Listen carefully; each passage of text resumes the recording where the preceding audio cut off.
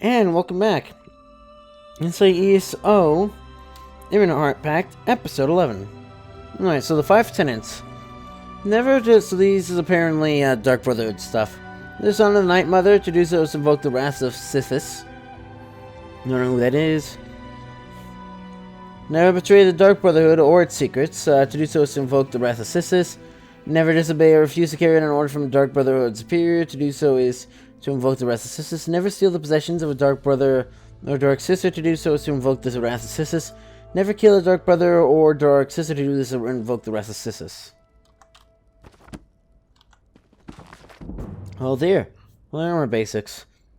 My Lady Elo's 5th, Countess menu. Here in Windkeep, we are renowned for producing Heroic's finest light armor. So elegant, so tasteful, and yet so sturdy and staunch. Let me tell you just a little bit about how we do it. By we, of course, I mean the town's families of clothiers, the remnants, the garments, and the habiliments. They do all the actual menial work, though under my noble and capable oversight naturally. And it's made entirely out of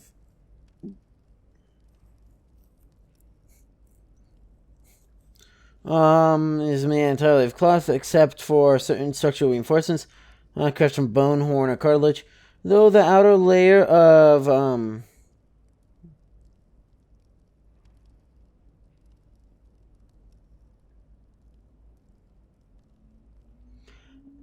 except for certain, though the outer layer of a jerkin or breeches may be of ornamental silk or damask, and underneath is a layer or layers of tough and durable fabric, such as cambric or burlap. These layers are often quilted or patterned in order to aid in absorbing the force blow. Whatever. Force of the blow. How to win a fight? Why is there so much clothing and two-handed stuff in here? By Kalius Imbrex. I don't read books much, and there's a good reason. You get all these scholar types philosophizing about anything, even stuff they don't know squat about. Today I saw a book about the art of the sword. I never saw anything that's so ridiculous. Full of deep thoughts about fighting is like dancing and a bunch of other horse piss. When you fight something, I can tell you that my fuss is just going to distract you. Fighting's fighting, it's dirty, it's dangerous. You know what you have to survive it. I'll lay it out real simple for you right here. You can, smash some skulls in without worrying about dance steps or getting tuned with the soul of the blade or any of that. So you know, first find the biggest weapon you can. Second, you grab with 2 hands. Forget shields and bows and tiny daggers. You're going to scare your enemy, and that's one of the first things you need to do. Get a huge hammer you can, a great sword works too, I guess. Can't pick it up and swing it, well, you aren't strong enough to fight, and you're going to need it to lift heavy things until you can. Start breaking things with it. Swing it from the side or from over your head. Smash boxes, scarecrows, target dummies, whatever you can find. Get a feel for how to swing it. This is an art. It's about having the scariest weapon and being strong enough to send the enemy fleeing when they see you use it to bash someone's helmet in. They're fine fights. The Mercenary Band or the military do whatever you get seen in action. Swing your weapon and yell really loud, they'll probably take you. You're big and covered in muscles, you should be. Now you can practice on live tricks without getting in trouble. Think just enough to be angry and then get into the fight. Strong enough your weapon is big enough and you yell loud enough you win. No reading required. Oh boy, this is different. Legend of Dame Marcel by Seneschal Derek Andros of Castle Evermore.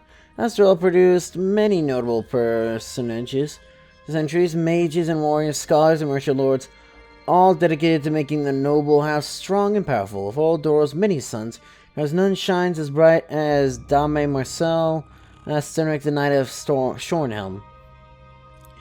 No. Is it Shornhelm or Shamhelm? I don't know. It's Shornhelm, but the R next to an N almost looks like the M. Dame Marcel was a mighty warrior, brave and fierce. She was a model of knightly perfection. These were Lord Eric Dorell. Her exploits were legendary, even in her own days. She defended Dorell holdings, battle brigands, monsters, and even negotiated treaties with neighboring domains. Some old trolls shambled out of the hills to threaten Shornhelm. So was there to challenge a fellow creature for a day and an hour. To engage in a violent dance. I thought there was no dancing. Knock down trees and level farmhouses. And the blood war on. Commandants were bloody and weird. It seemed like the fight would end when one of them fell over from sheer exhaustion. So called on an inner reserve, she severed the troll's head, held the swing of her sword, dauntless, and all of Shornhelm cheered. Until it tells of the time of the great feud when Berenda of Tamris and Alex of Durrell, who was Lord younger brother, engaged in an exchange of insults, each more terrible than the last. So it turned to violence, and the two houses came close to the brink of war. And the feud, Lord Eric's son Lancelot was taken captive by brigands loyal to House Tamrith. These brigands were members of the mighty Hammers of Umbridge, notorious for terrorizing travelers on the roads of Rivenspire. They were given letters of reprisal for pledging loyalty to the Tamrith lords. Dame Marcel, when she heard the fate that had befallen young Lancelot, never hesitated. The brigands to an isolated tower in the wilderness outside Crestshade really took stock of the situation. A dozen brigands guarded young Lancelot, on the top of the tower. Confident that the Dorosian was safe and out of harm's way, Marcel boldly struck in the brigands' camp and announced her presence. Her name was enough to rattle many of the brigands. 5 of them dropped their weapons and fled as soon as they realized who she was. That still left 7 to deal with, including their leader, Ryan Suckoth. Marcel carried Donald with her, and she was confident the Divines were behind her. Brigands fell with every swing of her mighty sword until only she and Ryan remained standing. Sickening way to get the end, Brigand leader grabbed young Lancelot and held him between his own body and Marcel's sword. Marcel's most shiny knight smiled. It was hard, humorless. Mr. Boy, and you get to live. Marcel said, let's see, you get to live. Marcel said coldly, otherwise you die on the count of 3. Save your threat. Ryan began, but his words were cut as short as a life.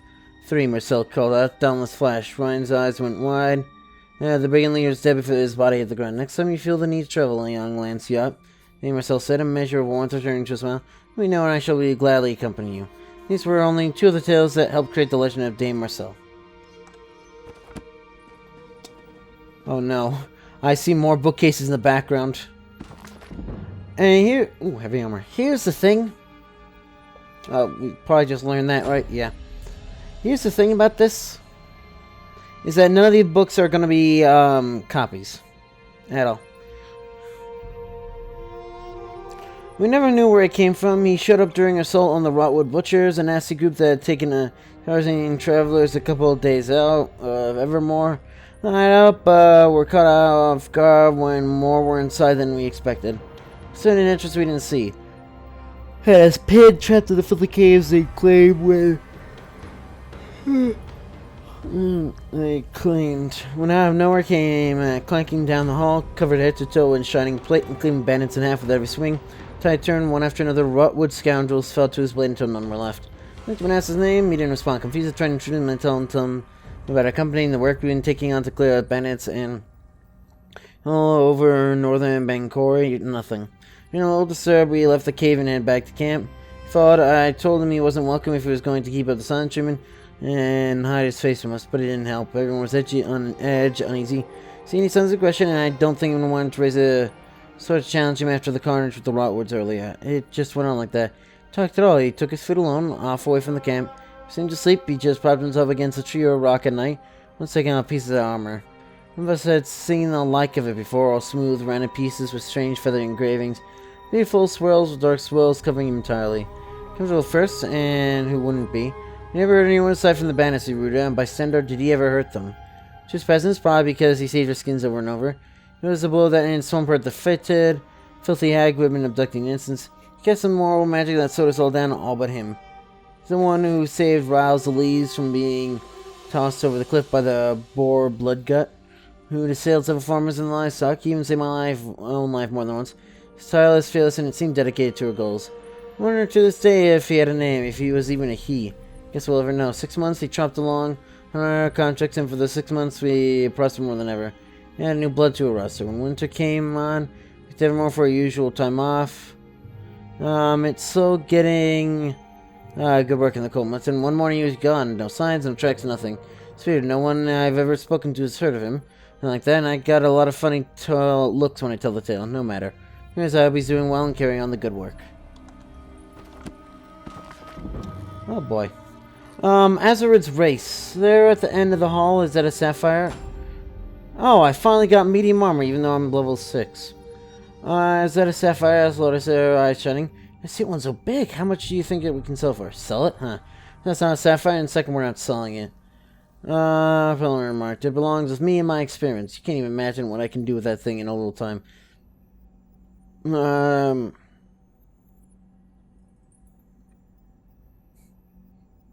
Oh, it's a crystal ball. You don't growl, what? There's no way I'm letting you keep that to tinker with.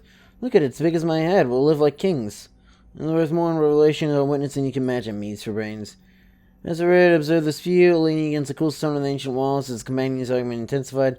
His gaze flicked down the hallway, and his face lit up with a hungry grin as he noticed something interesting. Buffing his claws on... on his leather armor. He waited for the right moment. Khajiit thinks, he said. You're going to see them pause that whoever is best to his side is the best adventurer. The one who picks it up first. He took off and sprinted past the northern element. Dumbfounded, his companions blinked in surprise for only a moment, and then charged forward to catch up, each eager to claim the prize. And then, if ever, neither noticed how Thor gradually slowed his pace. Magic flew as Panelor cast spells to increase his speed, and Lannister bellowed and surged forward through the dim halls towards the glow of the gym, axe held high. Took as they read, they taunted him, and then faltered as the hallway revealed its true nature to the two front runners. The concealed blade swung from the walls, slicing deadly arcs across the hall. A blade sped towards Lannister and crashed against his armor. She was side. Unarmed, he laughed as Red, keeping pace, nimbly dodged a deadly trap. It was not so fortunate or skilled. Her warrior shattered under the blows. Frantic, she tried to stop short of a blade in front of her. Her foot became entangled in a rope, and she fell headfirst in his path. She did not stop to look back, but jogged behind Lannister. He was shouting. Jim was close now, almost within reach. Assured of his victory, here's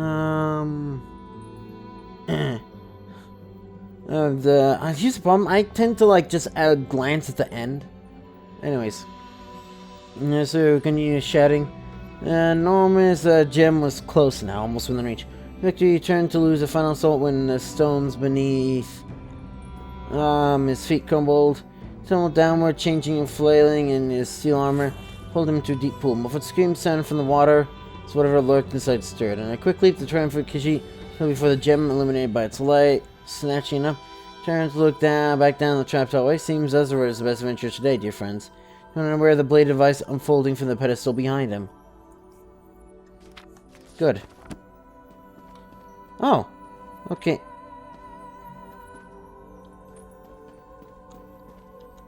Good, these are all for show. They're like giant... Weird that I could take the knife. Oh no, these are all bookshelves, never mind. Yeah, of Cordala. From the notes, Muhi Atama by his disciple. This is also no small irony to me that the discovery for which I'm most likely to remember is the so-called ruins of Cordala, which I found purely by accident when I was still an apprentice. That year, the 101st of the Second Era, came to a small guild sequestered in the foothills of the Dragon-Tail Mountains. I call the group, for lack of a better term, they live much like priests in a religious order, sharing everything and spending many hours of each day buried in the books.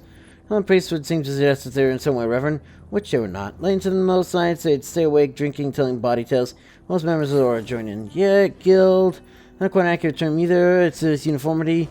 These men and women from across the family were a motley bunch, a patchwork of young and old, kin dullards. They argue constantly in the most friendly fashion, share their names one moment and then laughing the next. They could not even agree on what the order was called.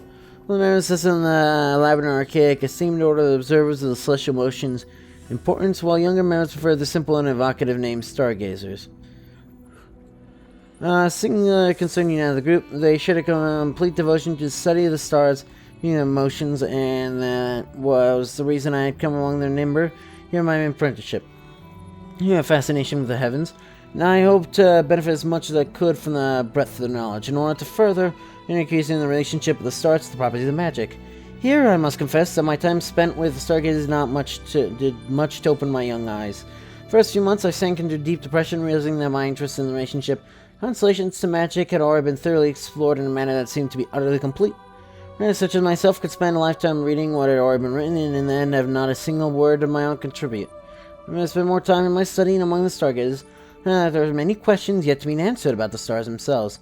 I understood about the workings of magic. We knew very little about the workings of the heavens themselves. In fact, the more prosaic the question appears at first glance, the more likely it is the answer yet eludes us. And I thought all questions had been answered and there was no hope. I became interested once more by a flood of questions, more startling than the last. Indeed, for all the knowledge that great scholars had brought to the theories of magic, they could not answer how it is the Mundus stones came to be, or by what trickery the serpent slips across the sky, knowing no season. In fact, I soon realized that not one of the three great scholars of magic could ever set foot in Craglorn. How they could ignore the place where the needs once worshipped the stars and set them on the stones and foundations, I would never understand. So this relationship that Kadala was discovered. Energized by the thought of reaching new conclusions, first-hand observation, I entreated my very willing hosts to me to the desert, to study the milestones of the Lord, the Lady, and the Steed, to find something new. Books on the subject of Kadala flower me my embellishing history. Claiming that by examining these Mana stones of the warrior's charges, I surmise from their configuration that there must be another Mana stone connected to the warrior within sight of the 3 stones. Not be further from the truth. While we were... let me guess, he tripped. While we were on journey through the desert, I consumed a great deal of water to fortify my health. Not to happen, the water had to go somewhere. I excused myself, stepping just a little off the road, and let nature run its course. On my way back, finally came disoriented. As I struggled to find the road, a loose stone slipped foot, and I fell back and avoided falling into the crack that broke apart beneath me, revealing the entrance to Kardala. Many of my companions were excited beyond words. I credit them with some of the misinformation through Kardala's discovery. In fact, I never would have made discovery without their guiding me into the desert that day. Oh. Bookshelf. Oh my goodness. No achievement for reading every single book because there better be. Nuchanok's Fire and Faith by Nuchanok. This book is translated an account of Nuchanok's travels among the various colonies of the drummer, studying the theories of Kragenik. He inquires the state of enlightenment among the people he spoke for. He answered that, with respect to the theories of Kragenik, there was but one scholar near who could guide the people through the maze that leads to true misunderstanding.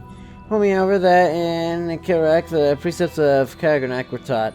He said that nothing pleased him more than to see the drummer of Kerak, the most learned people in the world, in Kragenik's words and giving consideration to their place in the life to come, and were neither planar or division nor the illumination of amnesia, or any other things of utility were more valued than the understanding of the self and its relationship to the heart. I was gracious enough to receive this as a high compliment. With my helm, I thanked him and departed with an infinity of bows.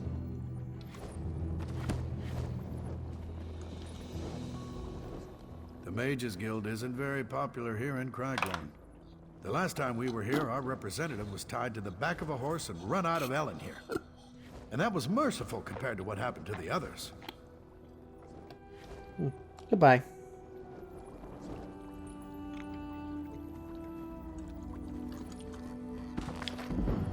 There's a destruction staff increase. Asgura's destruction journal.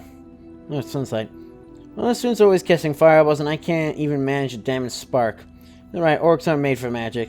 I'm so afraid of the shame, I pack it and go home right now. I deserve, working the mines for the rest of my life. The other Brenners are constantly after me. This was the worst idea I've ever had. Orcs just can't be sorcerers. Hey, sun's height. Yeah, don't think convincing to stay. You're giving books for me to read, so that knowledge is inspiration or something like that. You know, reading's gonna help, but he said to trust him. These books look really hard. Things like Theory of Emotional Magical Response and Volitional Interference Factors. One's a biography of Guziak, never heard of him, but I guess he was some orc sorcerer. How about I have to teach you dumb orc magic? I'd read that. Maybe this thing seed. I caught that Sunny Brenner girl's hair on fire today. A little lightning bolt, even at the target. I can't believe it. Those books were just what I needed. They are, but I was all about clearing up my head and not letting nerves stop me. And Gyuk turned out he started the same way. He didn't cast a spell years, but before long could destroy a whole village. This is great.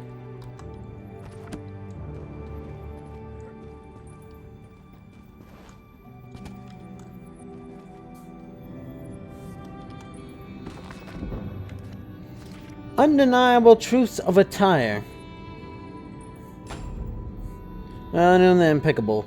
Since the magical arts in our chaotic contemporary environs must resist succumbing to the degradation of respect for tradition which threatens the future of magical study across Tamriel. This regard for rituals I have seen in the reduction of complexities inherent in the study to crass inadequate categorization not to be tolerated. Feeble though my efforts may be, so my best to implement this watered down the devaluation of the highest arts to common practical applications by recording proper approaches to be shared with those who wish to pursue the study seriously. We'll start with the fundamentals of proper garments for the true initiates of the art. There's only one appropriate attire for anyone who wishes to unlock the higher secrets, one who devotes the proper time to research and practice, and that is robes of cloth. At level 1 need not waste precious time being instructed in the ways of wearing robes. Matching your armor and devoting your time to anything else is folly. Wish to lower yourself to such vulgar means, don't be surprised whether your efforts to wrangle leather and metal stunt your progress in the realm of the true understanding of magic and application. There are considerations you must take into account, of course, and any filthy rags will suffice. Physically, materials should be sturdy and treated for resistance to elements. Your experiments result in exposure to dangerous effects. So long she use sleeves and full coverage essentials. Alchemy is naturally aligned with magical study. Pockets and pouches for useful plant samples and other materials are very useful. You can afford to hire your own exploration teams, spraying the field, ensure proper laying, waterproofing, and additional space for specimens. Of course, experience is crucial. One must put forth the proper effort and enlighten and respect from allies and enemies alike. Runes feature detailed embroidery, enumerating and naming the most powerful individuals in my lineage, always taking incantations I have interwoven with protective wards. I prefer to display detailed ethereal charts or the complex weaving and ethereal charts or other complex weavings. If I was particular area studying, at least one wizard I'm acquainted with has woven such potent illusions into Zyphreium that all who look upon him see exactly what they expect a powerful wizard to wear. Your robes are an extension of yourself and your ability to impress your will upon the mundus. Implore again that you abandon your any ridiculous idea of shortening your battle, clad in pointless constricting armor, focusing on oh, that's what I do. Perfecting your armor in every way. You will not require Monday protection when you're able to turn enemies aside using your own power, whatever form you choose for it to take. Lightning strikes poisonous mines with spheres, or any of the limitless options you will have if you truly devote yourself to discovery and mastery. Alright, but anyways, that's going to be for this episode though, so enjoy the city, you know what to do. See ya!